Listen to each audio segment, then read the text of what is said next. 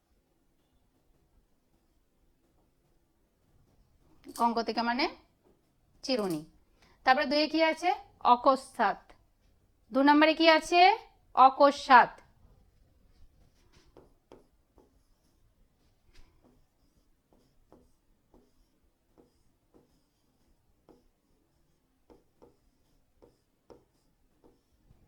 অকস্মাৎ তয় হসন্ত। অকস্মাৎ মানে কি? অকস্মাৎ মানে কি হবে? হঠাৎ। অকস্মাৎ মানে হঠাৎ। হ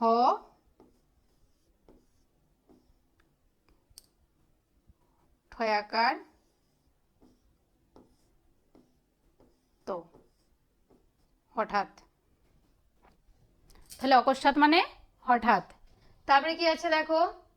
অসি। অ দন্তস্বয় হস্যি, অসি।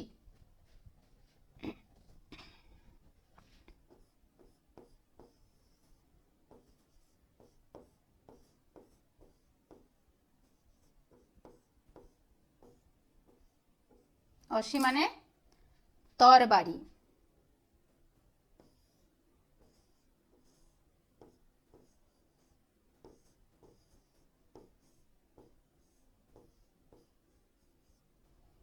অসি মানে তরবারি। তারপরে কি আছে?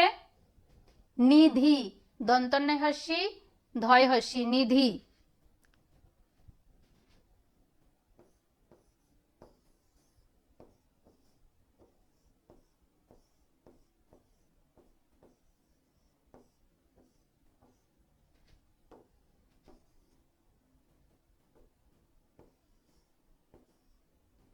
নিধি মানে কি? ধন বা বহু মূল্যবান রত্ন। নিধি মানে ধন।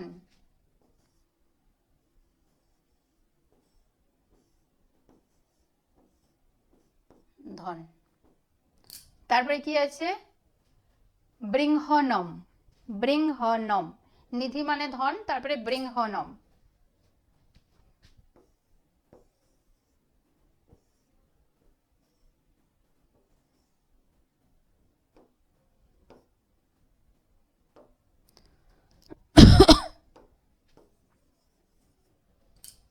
পাঁচে কি হবে? বৃংহনম। বৈরী অনুস্বার হ দন্তন্য ময় হসন্ত, বৃংহনম। বৃংহনম মানে কি? পুষ্টিকর বা পুষ্টিবর্ধক, পুষ্টিকর বা বলবর্ধক। বৃংহনম মানে বলবর্ধক। ব ল ব ধয়রের ক, বলবর্ধক। তাহলে বৃংহনম মানে বলবর্ধক। এই আমাদের অর্থ। তাহলে আমাদের বাংলা অর্থ, 4 দাগের বাংলা অর্থ কমপ্লিট হলো। এবারে কি আছে দেখো? সাজিয়ে লেখো। সাজিয়ে লেখো। সপ্তম শ্রেণীতে তোমরা প্রথমেই তোমাদের অ শিখিয়েছি, তোমরা নিশ্চয়ই পারবে। প্রত্যেকেই এটা করে দেখাও।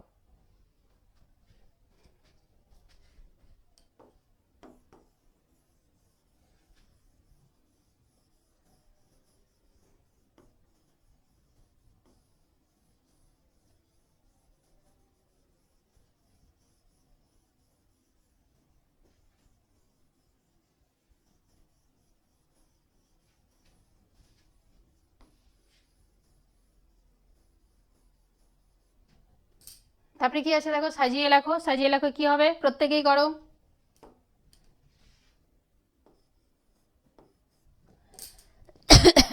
প্রথমে কি আছে? প্রথমে কি আছে বলো? মূর্ধন্য। তারপর বলো? বর্গের জ। তারপর কি আছে? ওটাকে কি বলে? ও। ও। তারপরে ইয়। তারপর পেট কাটা মূর্ধন্য স। তারপর হ্রস্বই। তারপর ওটা ড, সরি ঢ। আর তারপর খ। এটাকে সাজিয়ে লিখতে হবে। তাহলে প্রথমে কি হবে?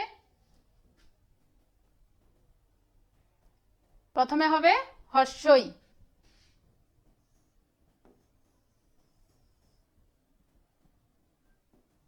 প্রথমে হ্রস্বই না, দীর্ঘই। দীর্ঘই আছে।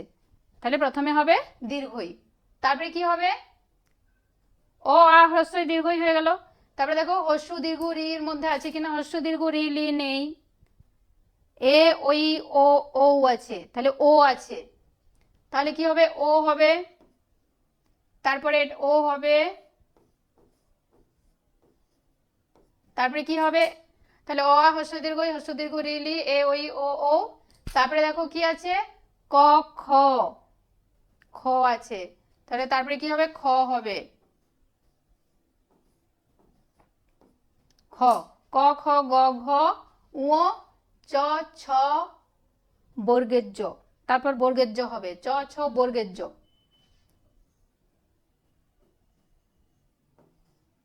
বর্গের জ, তারপর ঝ ইয়, তারপর ইয় হবে,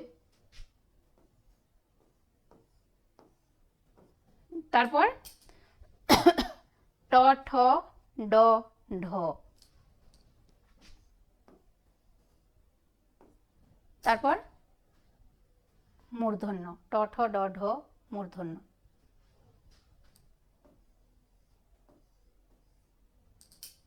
এই হলো আমাদের 5 নম্বর প্রশ্নের উত্তর। সবাই পেরেছো? আচ্ছা ঠিক আছে। তারপর দেখো 6 নম্বর, 6 নম্বরে কি আছে, প্রদত্ত বন্ধনীর মধ্য থেকে সঠিক বর্ণ বসিয়ে শূন্যস্থান পূরণ করো এবং অর্থযুক্ত শব্দ তৈরি করো। তাহলে বন্ধনীতে তোমাদের দেওয়া আছে, বর্ণ দেওয়া আছে, সেইগুলো বসিয়ে শূন্যস্থান পূরণ করতে হবে এবং অর্থযুক্ত শব্দ তৈরি করতে হবে। তাহলে 6-এর একে কি আছে, তালে বসো ড্যাশ ক, 6-এর একে কি আছে,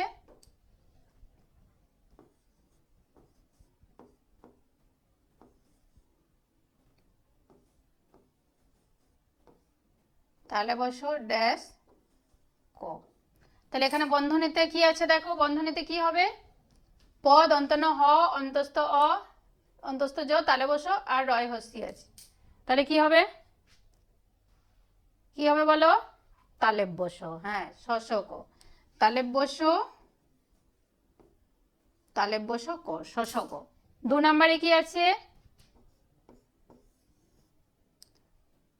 বয় হস্যি ড্যাশ গ, তাহলে 2 নম্বরে কি হবে, বয় হস্যি, ওইদিকে দেখো কি আছে হ আছে, হ আছে কি না, হ আছে, তাহলে কি হবে বিহগ, বয় হস্যি হ গ বিহগ। তারপরে দেখো কি আছে 3 নম্বরে,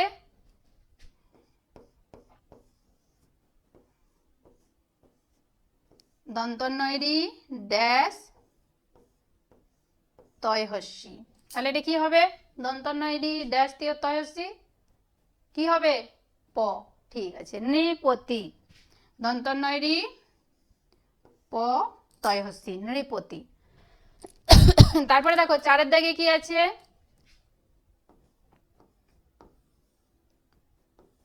দয়েকার, সরি বাংলাতে হয়ে যাচ্ছে, 4-এর দাগে কি আছে দয়েকার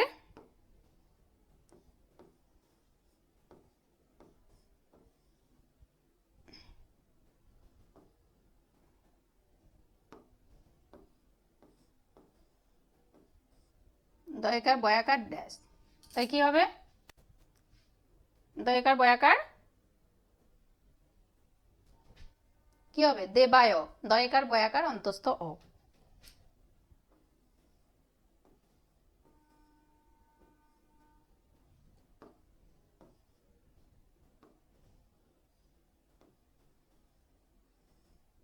দেবায়। তারপরে 5-এ কি আছে দেখো, দয়াকার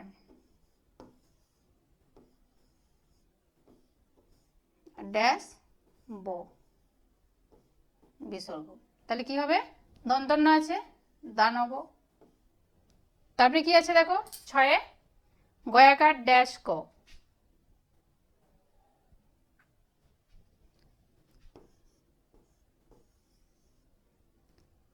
গয়াকার ড্যাশ ক,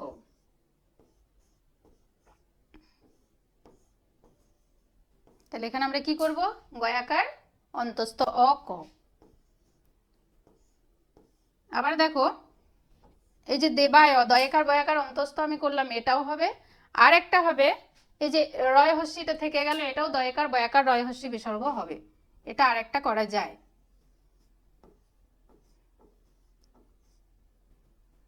ড্যাশ দেবাড়ি, দুটোই করা যায়। এবারে আমাদের 6 নম্বর প্রশ্নের সমস্ত উত্তর দেওয়া হয়ে গেল। এবারে কি করব, 7 নম্বর চলে আসবো আমরা 7 নম্বর প্রশ্নের উত্তর নিয়ে।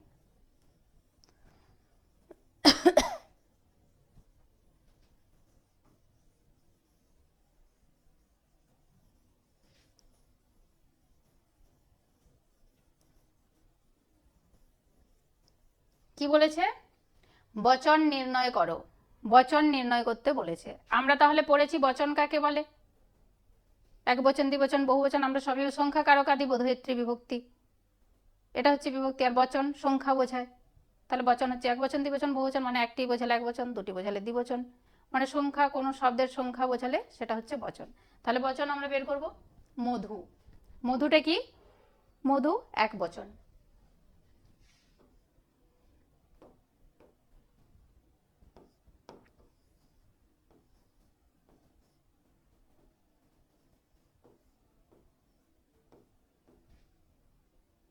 মধু হচ্ছে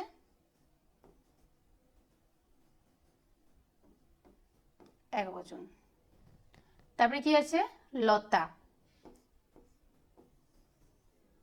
এই যে দেখো লতা আছে, ল তয়াকার, এই লতাটা হয় লতা লতে লতা, তাহলে আমরা লতা লতে লতা পেয়েছি। যেটা ল তয়াকার আছে, দেখো এখানে লতা আছে কিন্তু বিসর্গ নেই, অতএব এটা হবে এক বচন। আর যে ল ল তয়াকার যদি বিসর্গ থাকে তাহলে ওটা হবে বহু বচন। তাহলে আমরা এখানে লতাটা কি পেলাম, এক বচন।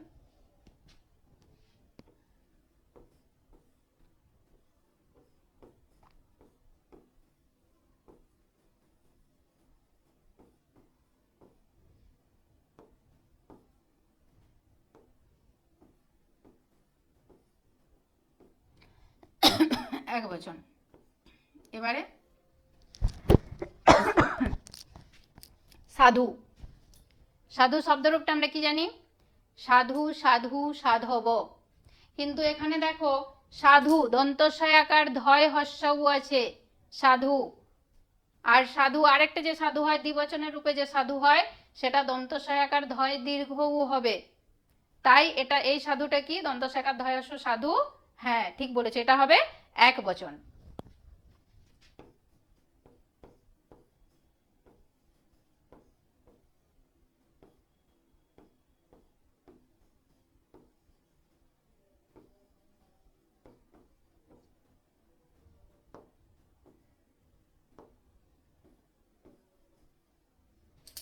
এক বচন। তারপরে কি আছে, শিশব, শিশবটা কোন বচন হবে বলো,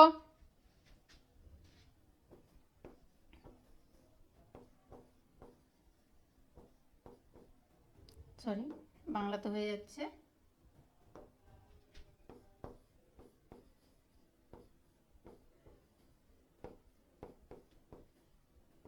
এই যে বিসর্গ আছে শিশব, এটা হবে বহু বচন।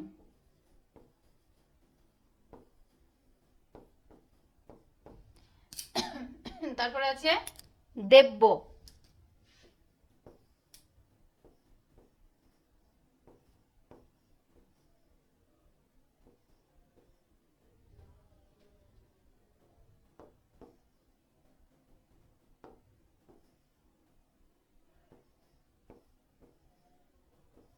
দেব্য দয়কার বয়জফলা বিসর্গ, তা দেব্যটা কি হবে, দেব্যটা কি হবে, দেব্যটাও বহু বচন, দেব দেব দেব্য,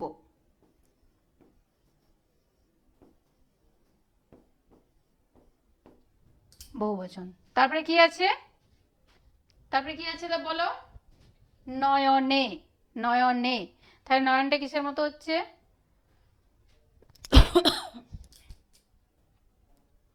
ফল শব্দের মতো, ফলম ফলে ফলানি, নয়ন নয়নে নয়নানি, তাহলে নয়নে, নয়নে হবে দ্বিবচন।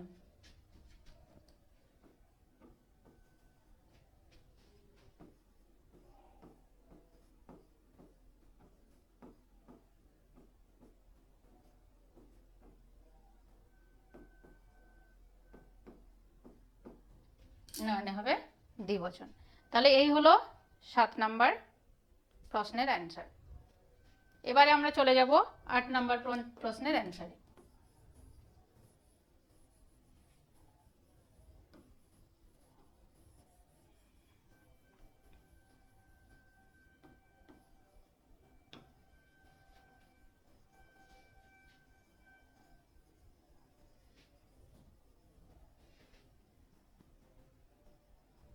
আট নম্বর প্রশ্নের অ্যান্সারে কি বলেছে, দেবনাগরী হরফে লিখতে বলেছে। দেবনাগরী হরফ তোমরা নিশ্চয়ই শিখেছো, করিয়েছি। তাহলে দেবনাগরী হরফে ঝটপট করে লিখে দাও। কি হবে দেবনাগরী হরফে? কি আছে? 378। 1 নম্বরে আছে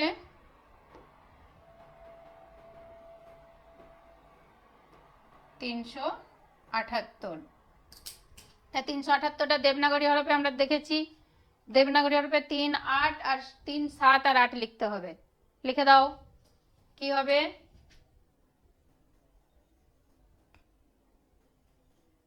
3, 7, এটা তো 7, তাহলে 3, 7 আর 8, এটা হলো 378।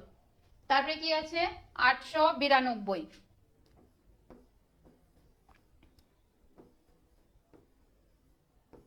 892, 8টা আমরা পেয়ে গেলাম। এটা 8 আর 92, 892 কি হবে? 892 হলো। এবারে কি হবে? কি আছে? 561।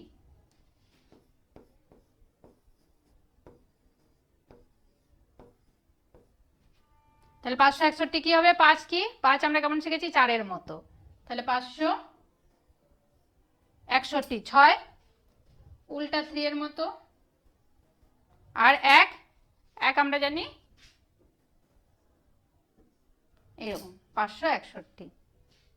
তাহলে আমাদের প্রথম অনুশীলনী হয়ে গেল। নমস্কার, দেখা হবে পরে।